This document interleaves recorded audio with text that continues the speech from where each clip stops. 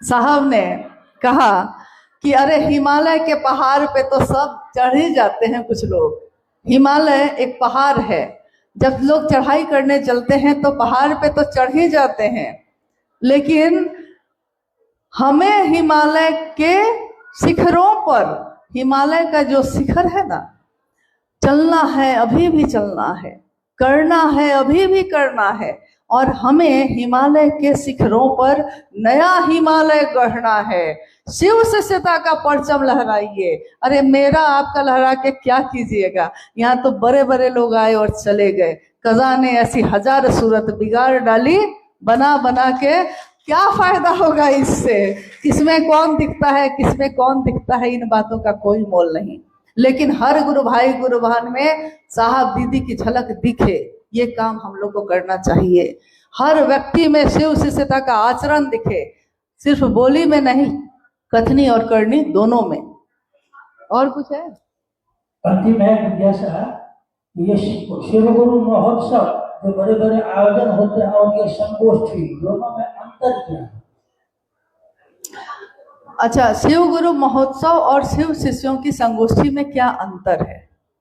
जैसे जब हम लोग कहीं भी किसी जगह पे खूब महादेव का काम बढ़ाते हैं तो गांव गांव में तो बढ़ा लेते हैं, लेकिन जब बहुत सारे लोग जुड़ जाते हैं तो उनको लगता नहीं है, उनको समझ में नहीं आता है कि कितने लोग ऐसे हैं जो महादेव को गुरु बना के चल रहे हैं, और एक आवेश पैदा होता है। जैसे आपने देखा होगा कि कहीं कहीं पे, जैसे दिवाली के समय एक होता है अनार, छोटा छोटा बम रोशनी देता है, वो भी आवाज करता है, वो भी, लेकिन छोटा छोटा है तो उसमें आसपास का परिवेश तो उजाले से भर जाता है, रोशन हो जाता है, लेकिन बहुत दूर तक उसकी रोशनी नहीं जा पाती, बहुत दूर तक उसकी आवाज नहीं जाती। एक होता है जो सारे इस तरह के छोटे छोटे चीजों को एक जगह इकट्ठा करके और जला देता है। तो देखते हैं कि कितने घंटे तक बारी बारी से एक एक जाता रहता है आकाश में एकदम ऊपर जाकर पूरा फट जाता है, पूरा एकदम फैल जाता है, रोशनी हो जाती है। तो उस रोशनी को पूरा शहर देखता है, बहुत बार तो गांव गांव में दिखाई देता है, वो पूरा शहर देखता है। तो शिव गुरु महोत्सव का आयोजन तब किया जाता है जब इसकी जरूरत हो, आवेश कहीं थोड़ा कम हो रहा है, महादेव के लिए थोड़ी धमक कम हो रही है, तो थोड़ा एक आयोजन हो गया तो सारे लोगों को एक ताजगी मिल जाती है। नए लोग जो जुड़े हैं वो देखते हैं, सुनते हैं, उसमें शिव की शिष्यता के बारे में बात होती है, साहब दीदी के जीवन को बताया जाता है, तीनों सूत्रों के बारे में बताया जाता है, और ये बातें होती हैं। तो उसमें कितने भी लोग हो सकते हैं, नई जगह है तो 2-4 हजार लोग होते हैं, और थोड़ा पुराना हुआ है तो 10-20 हजार लोग आते हैं। बहुत दिनों से काम चल रहा है, आसपास से भी लोग आ गए हैं तो 1-2 लाख लोग भी हो सकते हैं। लेकिन संगोष्ठी यानी संग बैठकर गोष्ठी, एक साथ बैठकर बात करना, जैसे हम अपने घर परिवार में करते हैं। कोई बड़ा काम है सामने तो हम लोग घर के सभी सदस्य साथ बैठकर, जो सजग है, जो सक्रिय है, एक साथ बैठकर हम लोग इस पर विमर्श करते हैं, विचार विमर्श करते हैं कि हमको अपने काम को बढ़ाने का तरीका क्या हो। हमारे मन में अगर कोई संशय है तो उसको दूर करिए। शिव शिष्यता से संबंधित अगर कोई बात है, साहब की कही हुई बात है, समझ में नहीं आ रही है, तो जितना भर हम लोगों ने साहब से समझा है, जाना है, उसको लोगों तक पहुंचाने की कोशिश करते हैं, जितना भर जाना है।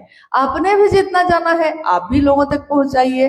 तो संगोष्ठी में एक तरह की छोटी सी कार्यशाला, जिसमें हम अपने गुरु कार्य को बढ़ाने के लिए बात करते हैं। केवल ये नहीं करते कि आए फिर शिव चर्चा की और चले गए, तो सिर्फ शिव चर्चा करके जाना है तब तो आप कहीं से भी कर सकते हैं, लेकिन जब संगोष्ठी का आयोजन किए हैं तो जब तक काम पे बात नहीं करिएगा, काम बढ़ेगा कैसे? तो थोड़ा हम लोग कोशिश करते हैं कि आप लोग की तरफ से भी कोई ऐसी बात आए जिससे महादेव का काम बढ़ाने में मदद मिले। आप लोग छोटे छोटे कार्यक्रम करिए, कोई दिक्कत नहीं है उसमें। गुरु भाई गुरु बहन जो आपस में करते हैं, आप लोग करते हैं, करिए। मैंने अपनी बात कही है, अपने पे तो बस है, दूसरों पे बस नहीं है मेरा, लेकिन अपने पे तो बस है ना। नहीं, और कुछ अगर आप में से कोई है जो कहना चाहते हैं?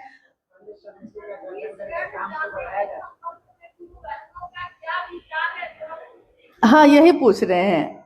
अच्छा, रीता जी है ना, क्या बोल रही है?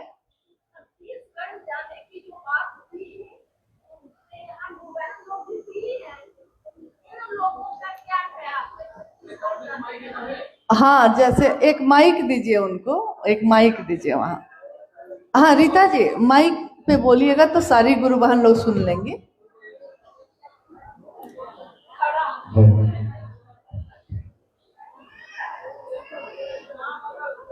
हाँ, 30 अगस्त हम लोग साहब श्री के जीवन काल में ही गोद लिए थे, और उसके बाद कोरोना हो गया, साहब इस दुनिया से चले गए। और उद्देश्य शिष्यों का तो यही है कि साहब के अधूरे सपने को पूरा करना। हाँ बिल्कुल, एकदम। तो दीदी ने जो ये विचार रखा है, दीदी हम लोग गुरु कार्य तो करते हैं, करीब करीब मुजफ्फरपुर डिस्ट्रिक्ट में सारे गांवों में गुरु कार्य की स्थिति अच्छी है। अब समय काटा जा रहा है। साहब ने कहा था कि कंप्लीट तो नहीं होगा, 100% कंप्लीट हाँ, नहीं होगा। लोग आते भी तो रहेंगे, पैदा होते भी तो रहेंगे, आगे बढ़ना, समय लग ही रहा है, पैसा लग ही रहा है, एनर्जी लगी रही है। बिल्कुल बिल्कुल। तो आप आई हुई हैं तो थोड़ा गुरु बहनों से समझ लिया जाए कि आखिर ये संगोष्ठी रखी गई है, तो गुरु बहनों का क्या ख्याल है छत्तीसगढ़ जाने के संबंध में? हाँ बोलिए, कोई गुरु बहन अगर अपनी बात रखना चाहें। हाथ उठाना। आप में से कभी भी छत्तीसगढ़ राज्य में गुरु कार्य के लिए कितने लोग गए हैं, पहले जा चुके हैं जो? अच्छा, आप लोग सब कोई गए हैं, ठीक है, बहुत अच्छा। तो आप लोग अगर कुछ बात रखना चाहिए अगर, तो माइक आपको दिया जाएगा, आप अपनी बात रख सकते हैं। प्रखंड समिति का गठन करके काम को आगे बढ़ाया जा सकता है। हाँ बिल्कुल, इस पे तो काम होगा। अप्रैल महीने में इस पे फिर से गठन कर लिया जाएगा। आप लोग के बीच से जो भी नाम आएंगे हम लोग भी अपने तरीके से देखेंगे। तो जिला स्तर की जो समिति पहले से काम करती आई है, उसका पुनर्गठन यानी 3 साल का कार्यकाल उसका पूरा हो चुका है। तो 3 साल बाद पुनर्गठन होगा ही, स्वाभाविक है, क्योंकि परिवार बहुत बड़ा है हम लोगों का, और एक व्यवस्था नहीं रहेगी तो सीधे सीधे लाखों लोगों से तो बात नहीं की जा सकती है। इसलिए साहब श्री ने एक व्यवस्था कायम की, लेकिन महादेव के काम में सहयोग के लिए की है। ये हमेशा हम लोग को याद रखना चाहिए कि हम लोग सहयोग के लिए हैं, शासन करने के लिए कोई भी यहाँ नहीं है। तो दूसरों की मदद करिए, और एक व्यवस्था, इसके अंतर्गत जिला स्तर पे एक समिति का गठन जो हुआ है, फिर से होगा पुनर्गठन, और प्रखंड स्तर पे भी, पंचायत स्तर पे और गांव स्तर पे भी होगा। सबसे